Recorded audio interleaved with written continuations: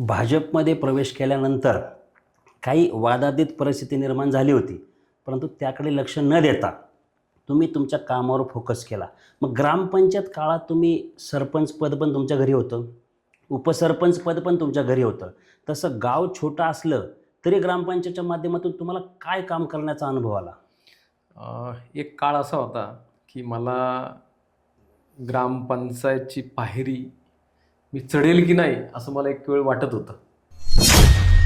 पुणे महापालिकेत गेल्यानंतर परंतु मग जर शेवळवाडी असेल, मांजरी असेल, केशवनगर असेल, साडेसातारनळी असेल, जो प्रभाग क्रमांक 15 तयार झाला आहे, याच्यामध्ये कोणत्या समस्या तुम्हाला प्रामुख्याने जाणवल्या? आता नव्यानं समाविष्ट झालेल्या नुसत्या 15 नंबर प्रभागाचं नाही, तर 23 गावांच्या मध्ये प्रचंड समस्या आहेत. तुम्ही पुणे महानगरपालिका निवडणुकीत इच्छुक आहात का?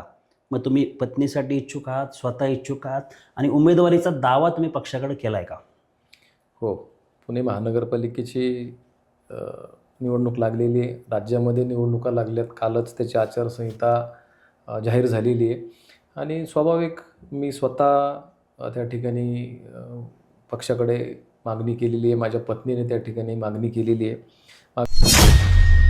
विरोधक म्हणा किंवा तुमच्या पक्षातले स्वयंकीय म्हणा, असं म्हणतात की तुमचं गाव छोटंसं, तुमची मतदारसंख्या 5,000, मग तुम्हाला उमेदवारी का द्यायची?